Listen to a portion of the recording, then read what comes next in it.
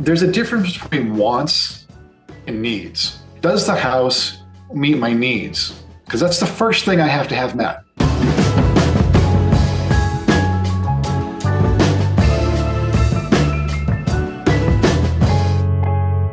Hey everybody, welcome to Change and the Market, your mindful guide to the ever-changing real estate world.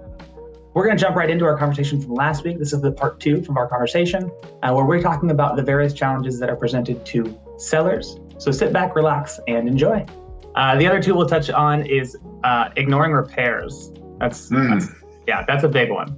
How do you determine so I'm selling my house. I know my list. I have the things I wanted to touch on. How do I choose what to actually do and what not to do? Well, price, fit, and finish all have to be in alignment with each other. And your agent will tell you what that is. Sure. Like to sell your home, you don't have to do major renovations, but maybe the carpet needs to be replaced in one bedroom. Maybe the downstairs hardwood floors need to be, because they're high trafficked, right? Needs to be refinished. It doesn't typically need to be a lot. Maybe a bedroom, maybe we've got a teenager with exotic paint colors, right? Yeah. Tastes, right? Exotic taste in paint colors. Maybe we could tone that down a little bit.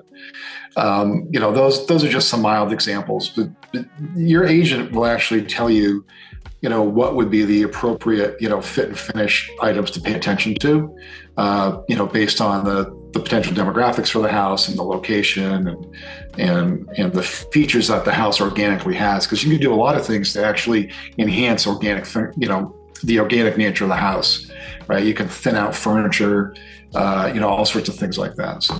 Yeah, and there's also the note of when you are selling your house, there is disclosure forms you have to fill out saying I know certain things weren't fixed or there were problems with various things, right? So, you probably want to weigh that in mind too of well, I know we had termites, but I know we didn't do it, you have to disclose. You have to disclose all those things, but making sure that, for instance, that your if you're on a septic system, right, that your septic system's been pumped and it's and it's got a good bill of health.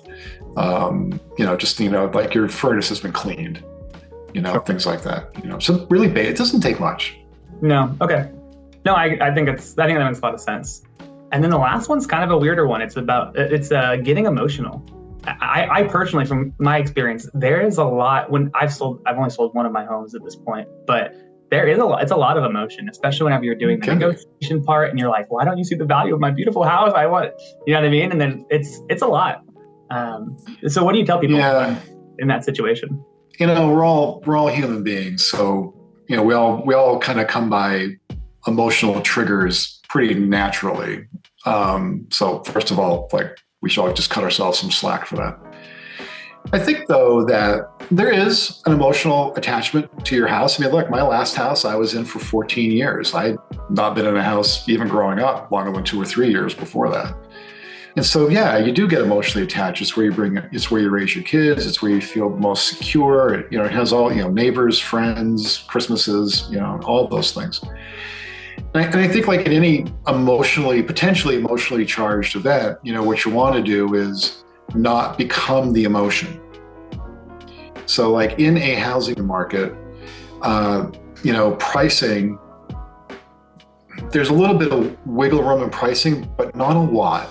It's a pretty static activity.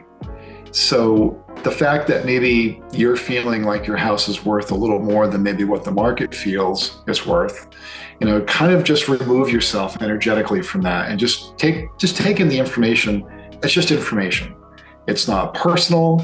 It's not that someone's saying that they don't love your house, because obviously if they're making an offer, they like it. Sure. Right. So, so just try to remove yourself and not become the emotion around it, because it's easy to do, but look at it, with some degree, as much as you can, of objectivity, because that objectivity will actually get you to the goal line, right? When we start, and it doesn't really matter what it is in life, right? When we start becoming the emotion, we become the anger, we become the anxiety, right? All these types of, these different emotions that flow through us, it's kind of hard to get to a positive outcome quickly. You'll probably get there, but it might be a little more stressful than it needs to be. And your agent, let your agent guide you through that. That's what he or she's good at.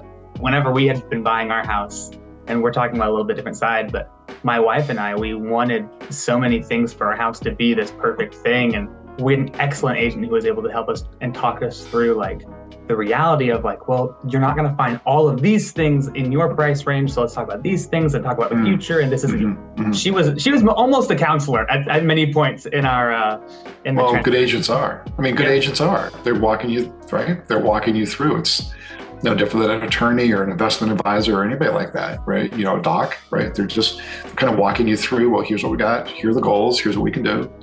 Right. Here are our boundaries. There's boundaries to everything. And just get back to your point about the house, right?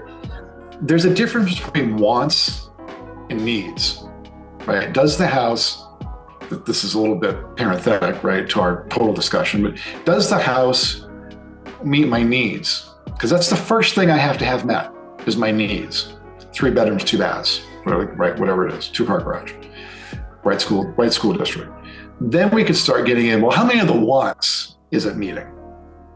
And then how do those wants align with like the needs? So, if I've got 5 needs and they're all met, and I've got 5 wants, but only 3 are met, well, maybe that's not that. How important is your 4-clock tub in your, in your bathroom? No. Right. Well, I think that'll probably do it for us today. This was a really great discussion, Chris. Honestly, we went up and it was just, I'm okay with it. But that'll do it for us today on this episode of Change in the Market. As always, if you've liked this discussion, feel free to comment or share this video. If you guys have anything you'd like us to talk about on future episodes, feel free to let us know. And otherwise, we hope to see you back here next week. Thanks, Peyton. Take care, everybody.